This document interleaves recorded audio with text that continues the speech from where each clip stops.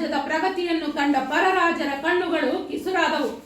ದಿನೇ ದಿನೇ ಪ್ರವರ್ಧಮಾನಕ್ಕೆ ಬರುತ್ತಿರುವ ವಿಷ್ಣುವರ್ಧನ ಭೂಪಾಲನನ್ನು ಬಡಿಯಬೇಕೆಂದು ಶತ್ರು ರಾಜರ ಅನೇಕರು ಹವಣಿಸುತ್ತಿದ್ದರು. ಅವರಲ್ಲಿ ಚೋಳಮಂಡಲದ ಕುಲೋತ್ತುಂಗ ಪ್ರಮುಖನಾದವನು. ಗಂಗರ ತಲಕಾಡು ಅವನ ಸ್ವಾಧೀನದಲ್ಲಿತ್ತು.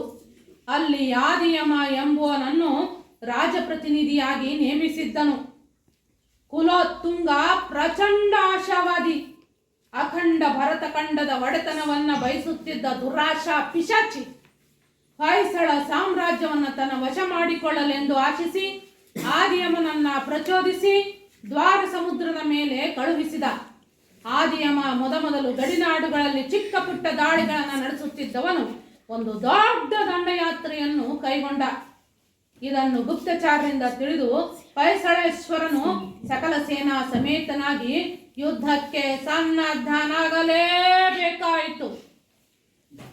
ಶಕವರ್ಷ 1038 ದುರ್ಮುಖಿ ನಾಮ ಸಂವತ್ಸರದ ಆಶ್ವಯುಜ ಶುದ್ಧ ದಶಮಿ ಎಂದು ತಲಕಾಡಿನ ದ್ವಾರ ಸಮುದ್ರದ ಸೇನೆಯು ತಲಕಾಡಿನ ಕಡೆಗೆ ಜೈತ್ರ ಯಾತ್ರೆ ಹೊರಟಿತು. ಬಳವಳ್ಳಿಯ ಮುಡುಕು ತೊರೆಗಳ ಬಳೆಯಲ್ಲಿ ಘನಘೋರ ಯುದ್ಧ ನಡೆದು ಹೊಯ್ಸಳರ ಕೈ ಮೇಲಾಗಿ ಚೋಳ ಸೇನೆ ದಿಕ್ಕಾಪಾಲಾಗಿ ಓಡಿ ಹೋಯಿತು. ಆದಿಯಮ ಯುದ್ಧದಲ್ಲಿ ಮಡಿದ ಅವನ ಸತ್ತ ಸುದ್ದಿ ತಿಳಿಯುತ್ತಲೇ ಚೋಳ ಸೇನೆ ದಿಕ್ಕಾಪಾಲಾಗಿ ಓಡಿ ಹೋಯಿತು. ತಲಕಾಡ ಕೋಟೆ ಸುಲಭವಾಗಿ ವಿಷ್ಣುವರ್ಧನ ಭೂಪಾಲನ ಕೈವಶವಾಯಿತು. ಸಮಸ್ತ ಸೇನೆಯು ತಲಕಾಡುಗೊಂಡನಿಗೆ ಜಯವಾಗಲಿ, ತಲಕಾಡುಗೊಂಡನಿಗೆ ಜಯವಾಗಲಿ ಎಂದು ಜಯಕಾರ ಹಾಕಿತು.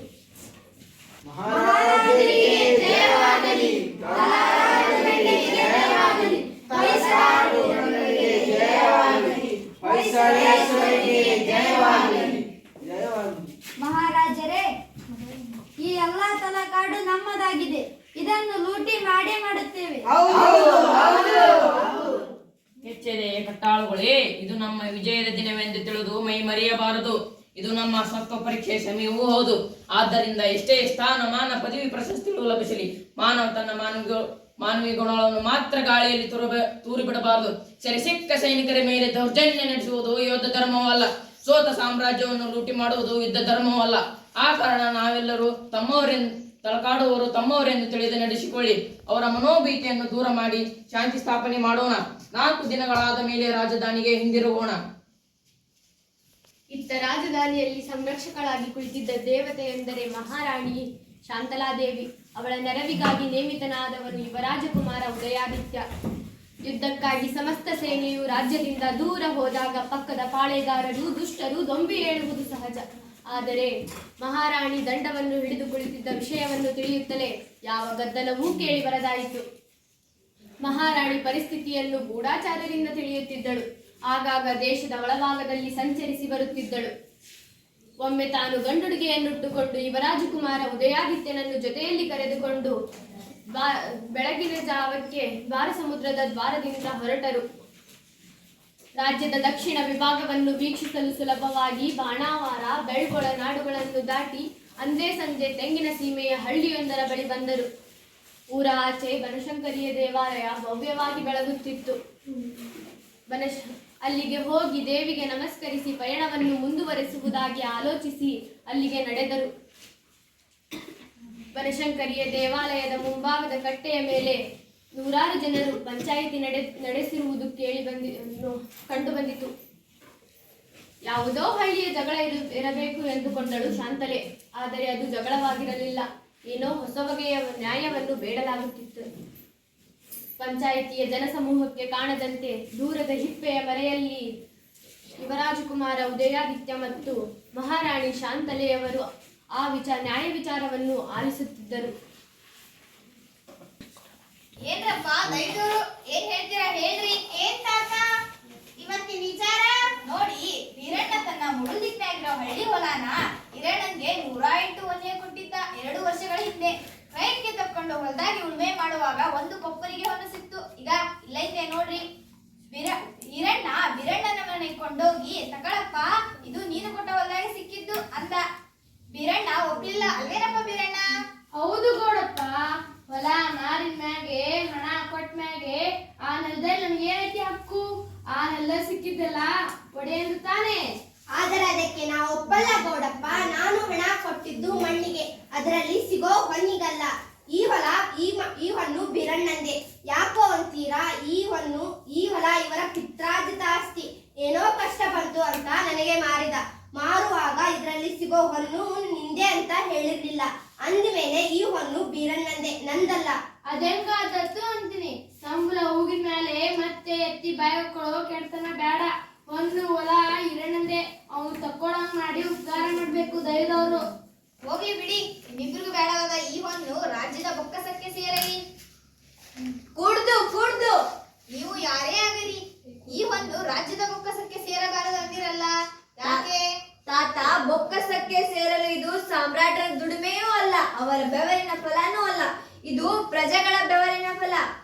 ಹೌದು, ಈ ಹೊನ್ನು ಪ್ರಜೆಗಳದ್ದು. ಹಾಗಾದ್ರೆ ಪ್ರಜೆಗಳು ಯಾರವರು? ಹೋಗಲಿ, ನಿಮ್ಮ ಊರಿನ ಹಣ ನಿಮ್ಮ ಊರಿನ ಏಳಿಗೆಗಾಗಿ ವಿನಿಯೋಗವಾಗಲಿ. ಅಷ್ಟು ಸ್ವಾರ್ಥ ಯಾಕೋ ನನ್ನಪ್ಪ? ನಾವೆಲ್ಲ ಹೊಯ್ಸಳೇಶ್ವರನ ಮಕ್ಕಳಲ್ವೇನಪ್ಪ? ಮಕ್ಕಳ ದುಡಿಮೆ ತಂದೆಯದಲ್ಲವೇ? ಅಣ್ಣಗಳಿರ, ನಿಮ್ಮಂತ ಪುಣ್ಯವಂತ ಪ್ರಜೆಗಳನ್ನು ಪಡೆದ ರಾಜ ಅದೆಷ್ಟೋ ಭಾಗ್ಯವಂತ.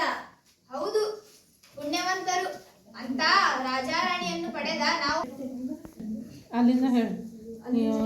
ಅಣ್ಣಗಳಿರ, ನಿಮ್ಮಂತ ಪುಣ್ಯವಂತ ಪ್ರಜೆಗಳನ್ನು ಪಡೆದ ರಾಜ ಅದೆಷ್ಟೋ ಭಾಗ್ಯವಂತನು. ಅಷ್ಟು ಸ್ವಾರ್ಥ ಯಾಕೋ ನನ್ನಪ್ಪ? ನಾರಾಯಣಂತಹ ಮಹಾರಾಜರು, ಲಕ್ಷ್ಮಿಯಂತಹ ಮಹಾರಾಣಿ ಇರುವಾಗ ನಮಗೆ ಹಣಕ್ಕೆ ಕೊರತೆಯೇ? ನಮ್ಮೂರಿಗೆ ಯಾವುದೂ ಈಗ ಬೇಡ. ನಾವು ಒಂದರ್ಥದಲ್ಲಿ ನಾವೆಲ್ಲರೂ ತೃಪ್ತರು. ನಮ್ಮೂರಿಗೆ ಏನಾದರೂ ಬೇಕಾದ್ರೆ ನಾವೇ ಮಾಡ್ಕೊಳ್ತೀವಿ. ದೊರೆಯ ಹಣ ದೊರೆಯ ಕ್ಷೇಮಕ್ಕೆ ಮೀಸಲು. ಅಣ್ಣಗಳಿರ, ನಿಮ್ಮಂತ ಪುಣ್ಯವಂತ ಪ್ರಜೆಗಳನ್ನು ಪಡೆದ ರಾಜ ಅದೆಷ್ಟೋ ಭಾಗ್ಯವಂತನು. ಇರಬಹುದು, ಅಂತ ರಾಜಾರಾಣಿಯನ್ನು ಪಡೆದ ನಾವು ಪುಣ್ಯವಂತರು. ನಿಮ್ಮ ಸಮಾಗಮದ ಸೌಭಾಗ್ಯ ಕಂಡು ನಾವೆಷ್ಟು ಪುಣ್ಯವಂತರು. ಅನ್ನಗಳಿರ, ಇವರನ್ನು ಯಾರದು ತಿಳಿದ್ರಿ? ಇವರೇ ನಮ್ಮ ಭಾಗ್ಯ ದೇವತೆ ಶಾಂತಲ ದೇವಿಯವರು. ಗನ್ನುಡಿಗೆ ಅಲ್ಲಿದ್ದರಿಂದ ನಿಮಗೆ ಗುರುತಿಸಲಾಗಲಿಲ್ಲ. ನೋಡಿ,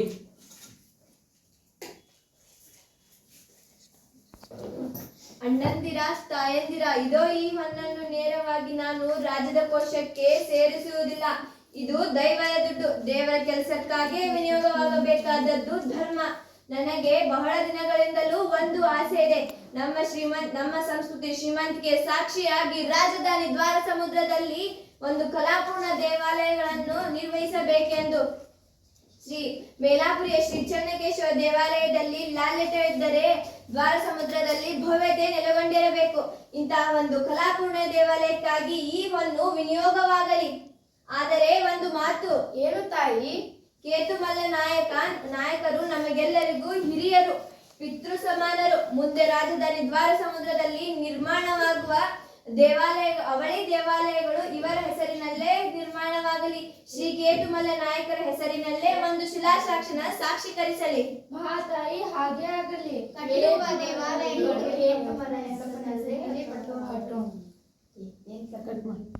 ನೋಡಿ,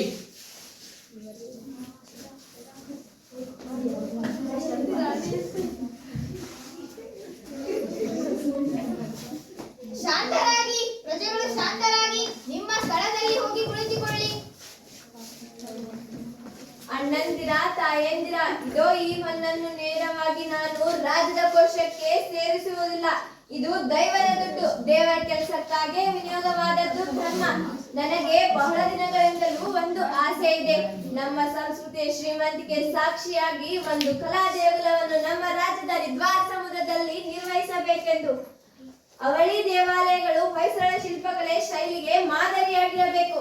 ಮೇಲಾಪುರಿಯ ಶ್ರೀ ಚನ್ನಕೇಶವ ದೇವಾಲಯದಲ್ಲಿ ಲಾಲ್ಯತೆಯಿದ್ದರೆ ದ್ವಾರ ಸಮುದ್ರದಲ್ಲಿ ಭವ್ಯತೆ ನೆಲೆಗೊಂಡಿರಬೇಕು.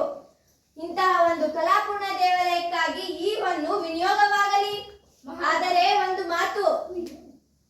ತಾಯಿ, ಕೇತುಮಲ್ಲ ನಾಯಕರು ನಮಗೆಲ್ಲರಿಗೂ ಹಿರಿಯರು, ಪಿತೃ ಸಮಾನರು. ಮುಂದೆ ರಾಜಧಾನಿ ದ್ವಾರ ಸಮುದ್ರದಲ್ಲಿ ನಿರ್ಮಾಣವಾಗುವ ದೇವಾಲಯಗಳು ಕೇತುಮಲ್ಲ ನಾಯಕರ ಹೆಸರಿನಲ್ಲೇ ನಿರ್ಮಾಣವಾಗಲಿ. ಕೇತುಮಲ್ಲ ನಾಯಕರ ಹೆಸರಿನಲ್ಲೇ ಒಂದು ಶಿಲಾಶಾಸನ ಸಾಕ್ಷೀಕರಿಸಲಿ. ಮಹಾತಾಯಿ, ಹಾಗೆ ಆಗಲಿ. ಕಟ್ಟೋಣವಾಗಲಿ. ದೇವಾಲಯಗಳು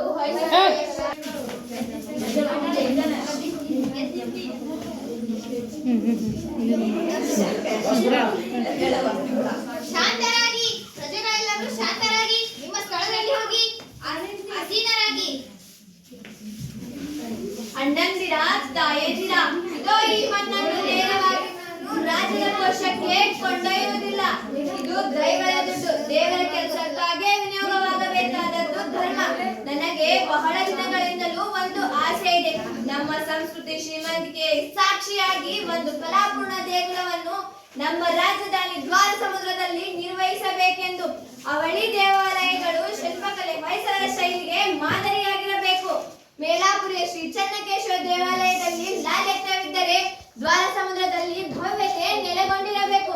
ಇಂತಹ ಒಂದು ಕಲಾಪೂರ್ಣ ದೇವಾಲಯಕ್ಕಾಗಿ ಈ ಹೊನ್ನು ವಿನಿಯೋಗವಾಗಲಿ. ಮಹಾತಾಯಿ ಹಾಗೆ ಆಗಲಿ. ಆದರೆ ಒಂದು ಮಾತು, ಕೇತುಮಲ್ಲ ನಾಯಕರ ಹೆಸರಿನಲ್ಲೇ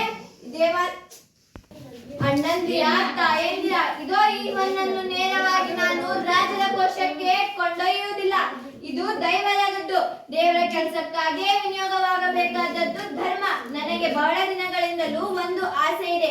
ನಮ್ಮ ಸಂಸ್ಕೃತಿಯ ಶ್ರೀಮಂತಿಕೆಯ ಸಾಕ್ಷಿಯಾಗಿ ಒಂದು ಕಲಾ ದೇಗುಲವನ್ನು ನಮ್ಮ ರಾಜಧಾನಿ ದ್ವಾರ ಸಮುದ್ರದಲ್ಲಿ ನಿರ್ವಹಿಸಬೇಕೆಂದು. ಅವಳಿ ದೇವಾಲಯಗಳು ಹೊಯ್ಸಳ ಶಿಲ್ಪಕಲೆ ಮತ್ತು ಶೈಲಿಗೆ ಮಾದರಿಯಾಗಿರಬೇಕು. ಈ ಕಲಾಪೂರ್ಣ ದೇವಾಲಯಕ್ಕಾಗಿ ಈ ಹೊನ್ನು ವಿನಿಯೋಗವಾಗಲಿ. ಆದರೆ ಒಂದು ಮಾತು. ಏನು ತಾಯಿ? ಮುಂದೆ ನಿರ್ಮಾಣವಾಗುವ ದೇವಾಲಯಗಳು ಕೇತುಮಲ್ಲ ನಾಯಕರ ಹೆಸರಿನಲ್ಲೇ ನಿರ್ಮಾಣ. ಅಣ್ಣಂದಿರ, ತಾಯಂದಿರ, ಇದೋ ಈ ಹೊನ್ನನ್ನು ನೇರವಾಗಿ ನಾನು ರಾಜರ ಕೋಶಕ್ಕೆ ಕೊಂಡೊಯ್ಯುವುದಿಲ್ಲ. ಇದು ದೈವದ ದುಡ್ಡು. ದೇವರ ಕೆಲಸಕ್ಕಾಗಿ ವಿನಿಯೋಗವಾದದ್ದು ಧರ್ಮ. ನನಗೆ ಬಹಳ ದಿನಗಳಿಂದಲೂ ಒಂದು ಆಸೆ ಇದೆ. ನಮ್ಮ ಸಂಸ್ಕೃತಿ ಶ್ರೀಮಂತಿಕೆಯ ಸಾಕ್ಷಿಯಾಗಿ ನಮ್ಮ ರಾಜಧಾನಿ ದ್ವಾರ ಸಮುದ್ರದಲ್ಲಿ ಒಂದು ಕಲಾಪೂರ್ಣ ದೇವಾಲಯವನ್ನು ನಿರ್ವಹಿಸಬೇಕೆಂದು. ಸ್ಟಾರ್ಟ್. ಅಣ್ಣಂದಿರ, ತಾಯಂದಿರ, ಇದೋ ಈ ಹೊನ್ನನ್ನು ನೇರವಾಗಿ ನಾನು ರಾಜರ ಕೋಶಕ್ಕೆ ಕೊಂಡೊಯ್ಯುವುದಿಲ್ಲ. ಇದು ದೈವದ ದುಡ್ಡು. ದೇವರ ಕೆಲಸಕ್ಕಾಗಿ ವಿನಿಯೋಗವಾದದ್ದು ಧರ್ಮ.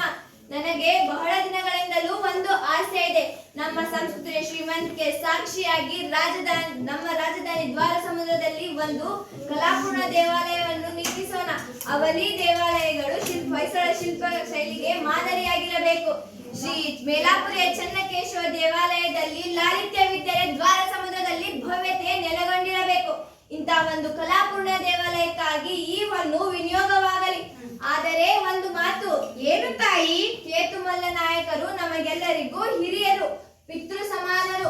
ಮುಂದೆ ದ್ವಾರ ಸಮುದ್ರದಲ್ಲಿ ನಿರ್ಮಾಣವಾಗುವ ಅವಳಿ ದೇವಾಲಯಗಳು ಅವರ ಹೆಸರಿನಲ್ಲೇ ನಿರ್ಮಾಣವಾಗಲಿ. ಶ್ರೀ ಕೇತುಮಲ್ಲ ನಾಯಕರ ಹೆಸರಿನಲ್ಲೇ ಒಂದು ಸಾಕ್ಷೀಕರಿಸಲಿ. ಅಣ್ಣಂದಿರ, ತಾಯಂದಿರ, ಇದೋ ಈ ಹೊನ್ನನ್ನು ನೇರವಾಗಿ ನಾನು ರಾಜದ ಕೋಶಕ್ಕೆ ಕೊಂಡೊಯ್ಯುವುದಿಲ್ಲ. ಇದು ದೈವದ ದುಡ್ಡು. ದೇವರ ಕೆಲಸಕ್ಕಾಗಿ ವಿನಿಯೋಗವಾಗಬೇಕಾದದ್ದು ಧರ್ಮ. ನನಗೆ ಬಹಳ ದಿನಗಳಿಂದಲೂ ಒಂದು ಆಸೆ ಇದೆ. ನಮ್ಮ ಸಂಸ್ಕೃತಿಯ ಶ್ರೀಮಂತಿಕೆಗೆ ಸಾಕ್ಷಿಯಾಗಿ ಒಂದು ಕಲಾ ದೇಗುಲವನ್ನು ನಮ್ಮ ರಾಜಧಾನಿ ದ್ವಾರ ಸಮುದ್ರದಲ್ಲಿ ನಿರ್ವಹಿಸಬೇಕೆಂದು. ಅವಳಿ ದೇವಾಲಯಗಳು ಹೊಯ್ಸಳ ಶಿಲ್ಪಕಲೆ ಶೈಲಿಗೆ ಮಾದರಿಯಾಗಿರಬೇಕು. ಇಂತಹ ಒಂದು ಕಲಾಪೂರ್ಣ ದೇವಾಲಯಕ್ಕಾಗಿ ಈ ಹೊನ್ನು ವಿನಿಯೋಗವಾಗಲಿ. ಆದರೆ ಒಂದು ಮಾತು. ಏನು ತಾಯಿ?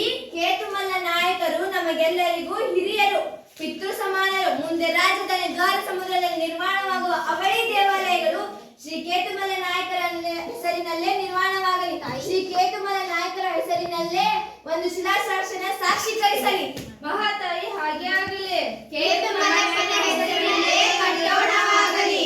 ಕಟ್ಟುವ ದೇವಾಲಯಗಳು ಹೊಯ್ಸಳೇಶ್ವರ, ಶಾಂತಲೇಶ್ವರ, ಮಹಾರಾಣಿಯವರಿಗೆ ಜಯವಾಗಲಿ.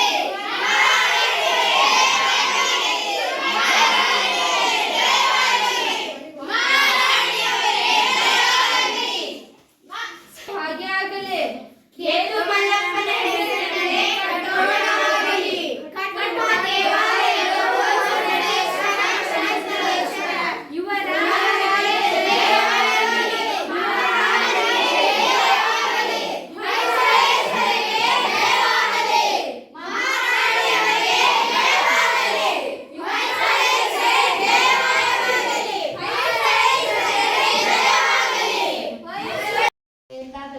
ಎಂದೆಂದಿಗೂ ನೀ ಕನ್ನಡವಾಗಿ. ಸಿರಿಗನ್ನಡಂ ಗೆಲ್ಗೆ, ಸಿರಿಗನ್ನಡಂ ಬಾಳ್ಗೆ. ಕನ್ನಡವೇ ಸತ್ಯ, ಕನ್ನಡವೇ ನಿತ್ಯ. ಕನ್ನಡಕ್ಕಾಗಿರುವ ನಮ್ಮ ಸಿರಿಗನ್ನಡಂ ವಿಭಾಗಕ್ಕೆ ತಮಗೆಲ್ಲರಿಗೂ ಸ್ವಾಗತ, ಸುಸ್ವಾಗತ.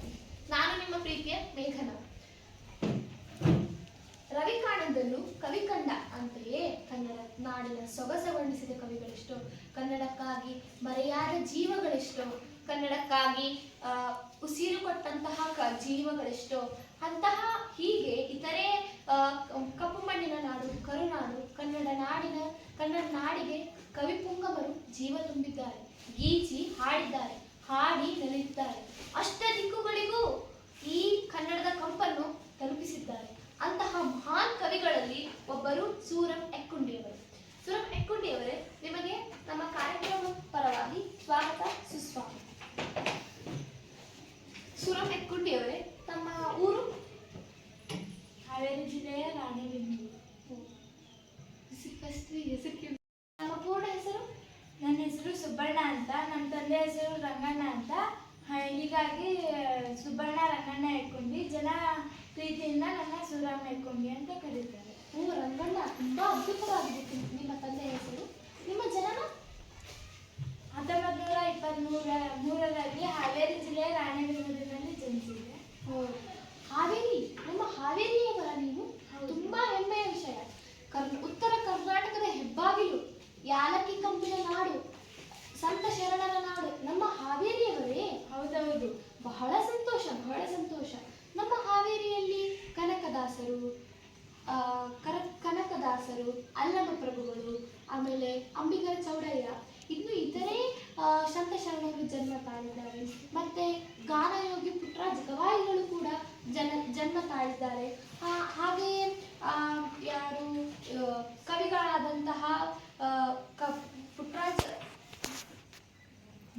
ಕವಿಗಳಾದಂತಹ ಪಾಟೀಲ್ ಪುಟ್ಟಪ್ಪ ಅವರಾಗಿರ್ಬೋದು, ಗಳಗನಾಥವರಾಗಿರಬಹುದು, ಲಿಂಗರಾಜ್ ಕಮ್ಮಾರ್ ಅವರಾಗಿರಬಹುದು, ಹಾಗೆಯೇ ಗಳಗನಾಥವರಾಗಿರ್ಬೋದು, ಇನ್ನು ಇತರೆ ಕವಿಗಳು ನಮ್ಮ ಹಾವೇರಿಯಲ್ಲಿ ಜನ್ಮ ತಾಳಿದ್ದಾರೆ. ಅಂಥದ್ರಲ್ಲಿ ನೀವು ಒಬ್ಬರು ಅನ್ನೋಕ್ಕೆ ನನಗೆ ತುಂಬ ಹೆಮ್ಮೆಯಾಗುತ್ತೆ. ನೀವು ಇತರೆ ಸಾಹಿತ್ಯಕರ ಕೆಲಸಗಳನ್ನು ಮಾಡಿದ್ದೀರಾ, ಅದರಲ್ಲಿ ನಾವು ತಿಳ್ಕೊಂಡಿದ್ದೀವಿ ನಿಮ್ಮ ಬಗ್ಗೆ. ನಮ್ಮ ವೀಕ್ಷಕರಿಗೋಸ್ಕರ ಒಂದೆರಡು ಸಾಹಿತ್ಯದ ಕೆಲಸಗಳನ್ನು ನೀವು ಹೇಳ್ತೀರಾ? ನಾವು ಉತ್ತರ ಕನ್ನಡ ಜಿಲ್ಲೆಯಲ್ಲಿ ಬಂಕಿಕೋಡ್ಲ ಎಂಬ ಗ್ರಾಮದೊಳಗೆ ನಾನು ಪ್ರೌಢಶಾಲೆಯಲ್ಲಿ 35 ವರ್ಷ ಅಧ್ಯಾಪಕರಾಗಿ ಸೇವೆ ಸಲ್ಲಿಸಿದೆ. ನಂತರ ಅಲ್ಲೇ ಮುಖ್ಯೋಪಾಧ್ಯಾಯರಾಗಿ ಸೇವೆ ಸಲ್ಲಿಸಿದೆ. ಓಹೋ, ತುಂಬಾ ಮತ್ತು ನೀವು ಉತ್ತರ ಕರ್ನಾಟಕದಲ್ಲೇ ಅಲ್ವಾ ನೀವು ಸಾಹಿತ್ಯಕರ ಕೆಲಸಗಳನ್ನು ಮಾಡಿದ್ದು? ಹೌದು. ಹಾಗೆಯೇ ನೀವು ಹಲವಾರು ಕೃತಿಗಳನ್ನು, ಕವನ ಸಂಕಲನಗಳನ್ನು ಬರೆದಿರಂತೆ, ನಮ್ಮ ವೀಕ್ಷಕರಿಗೋಸ್ಕರ ಹೇಳ್ತೀರಾ? ಶ್ರೀ ಆನಂದ ತೀರ್ಥರು ಸಂತಾನ, ಹಾವಾಡಿಗರ ಹುಡುಗ, ಮತ್ಸ್ಯಗಂಧಿ, ಬಕುಳದ ಹೂಗಳು ನಾನು ಬರೆದಿರೋ ಕೃತಿಗಳು. ಕಥಾ ಸಂಕಲನ? 2. ಕಾದಂಬರಿ? ಪ್ರತಿಬಿಂಬಗಳು. ಅದ್ಭುತ. ನೀವು ಇತರೆ ಕನ್ನಡ ನಾಡಿಗಾಗಿ ಹಲವಾರು ಕೊಡುಗೆಗಳನ್ನು ಕೊಟ್ಟಿದ್ದೀರಾ, ಸಾಹಿತ್ಯದ ಕೆಲಸಗಳನ್ನು ಮಾಡಿದ್ದೀರಾ, ನಮ್ಮ ಕನ್ನಡ ನಾಡಿಗೆ ಹಲವಾರು ಕೃತಿಗಳನ್ನು ಬರೆದಿದ್ದೀರಾ. ಅಂಥದ್ರಲ್ಲಿ ನಿಮಗೆ ಹಲವಾರು ಪುರಸ್ಕಾರಗಳು ಲಭಿಸಿವೆ ಅಲ್ಲ? ಅಂಥದ್ರಲ್ಲಿ ನೀವು ಒಂದೆರಡು ನಮ್ಮ ವೀಕ್ಷಕರಿಗೋಸ್ಕರ ಪುರಸ್ಕಾರಗಳನ್ನು ಹೇಳ್ತೀರಾ? ಸೋವಿಯತ್ ಲ್ಯಾಂಡನ್ ನೆಹರು ಪುರಸ್ಕಾರ, ಕರ್ನಾಟಕ ಸಾಹಿತ್ಯ ಅಕಾಡೆಮಿ ಪುರಸ್ಕಾರ, ಕೇಂದ್ರ ಸಾಹಿತ್ಯ ಅಕಾಡೆಮಿ ಪುರಸ್ಕಾರ. ಪಠ್ಯಪುಸ್ತಕ ಸಮಿತಿಯವರು ನೀವು ಬರೆದಂತಹ ಸಮಗ್ರ ಆರಿಸಿಕೊಂಡಿದ್ದಾರಲ್ವಾ, ಆ ಪದ್ಯದ 2 ಸಾಲುಗಳನ್ನು ನೀವು ಹೇಳ್ತೀರಾ ನಮ್ಮ ವೀಕ್ಷಕರಿಗೋಸ್ಕರ? ದಟ್ಟ ಕಾಡಿನಲ್ಲೊಂದು ಹೆಮ್ಮರದ ಹೊದಲಿನಲ್ಲಿ ಇರುತ್ತಿತ್ತು ಪುಟ್ಟ ಸಂಸಾರ ಹೂಡಿ, ಮುದ್ದು ಬಿಳಿ ಪಾರಿವಾಳಗಳ ಜೋಡಿ, ಹಗಲಿರುಳು ಜೊತೆಗೂಡಿ ಬಾಳಿದವು ಈ ಜೋಡಿ, ಎಂದಿಗೂ ಅಗಲಿರವು ಒಂದನೊಂದು. ಹಗಲಿರುಳು ಜೊತೆಗೂಡಿ ಬಾಳಿದವು ಈ ಜೋಡಿ, ಎಂದಿಗೂ ಅಗಲಿರವು ಒಂದನೊಂದು. ಹಿಗ್ಗು ತುಂಬಿತು ಹೊದರಿನಲ್ಲಿ ಬಂದು. ಪಾರಿವಾಳ ಎಂಬ ಕಥನ ಕವನವು ಒಂದು ಕಥನ ಕವನವಾಗಿದೆ ಅಲ್ವಾ? ದಟ್ಟ ಕಾಡಿನಲ್ಲೊಂದು ಹೆಮ್ಮರದಲ್ಲಿ ಇದ್ದ ಪಾರಿವಾಳಗಳ ಜೋಡಿಯು ಪರಸ್ಪರ ಅಗಲಿರಲಾರದೆ ತಮ್ಮ ಮರಿಗಳೊಡನೆ ಅವುಗಳ ಧ್ವನಿಗಳನ್ನು ಕೇಳುತ್ತಾ ಆನಂದದಿಂದ ಬಾಳುತ್ತಿದ್ದರು. ಬೇಡನು ಹಾಕಿದ ಬಲೆಗೆ ಪುಟ್ಟ ಮರಿಗಳು ಬಲೆಗೆ ಸಿಲುಕಿದನ್ನು ಕಂಡು ತಂದೆ ತಾಯಿ ಪಾರಿವಾಳಗಳು ಕೂಡ ಆ ಬೇಡನ ಬಲೆಗೆ ಸಿಲುಕಿ ತಮ್ಮ ಪ್ರಾಣವನ್ನು ಅರ್ಪಿಸಿದ್ದವು. ಅಂಥದ್ರಲ್ಲಿ ಮೋಹ ಎಂದರೆ ಸರ್ವನಾಶಕ್ಕೆ ಕಾರಣ ಅಲ್ವಾ? ಮೋಹವನ್ನು ತೊರೆದು ತಾಳ್ಮೆಯಿಂದ ಯೋಚಿಸಿ ಕಾರ್ಯ ಸಾಧನೆ ಮಾಡಬೇಕೆಂಬುದೇ ಈ ಪದ್ಯದ ಮುಖ್ಯ ಆಶಯ ಅಲ್ವಾ? ಹೌದೌದು. ಈ ಆಶಯವನ್ನು ಇಟ್ಟುಕೊಂಡೇ ಈ ಪದ್ಯವನ್ನು ನಾನು ಬರೆದಿದ್ದೆ. ನೀವು ಇನ್ನಿತರ ಚಟುವಟಿಕೆಗಳನ್ನು ಬಿಟ್ಟು ನಮ್ಮ ಕಾರ್ಯಕ್ರಮಕ್ಕೆ ಆಗಮಿಸಿದ್ದಕ್ಕೆ ನಿಮಗೆ ಧನ್ಯವಾದಗಳು. ಮತ್ತೆ ಸಿಗೋಣ. ನಮಸ್ಕಾರ.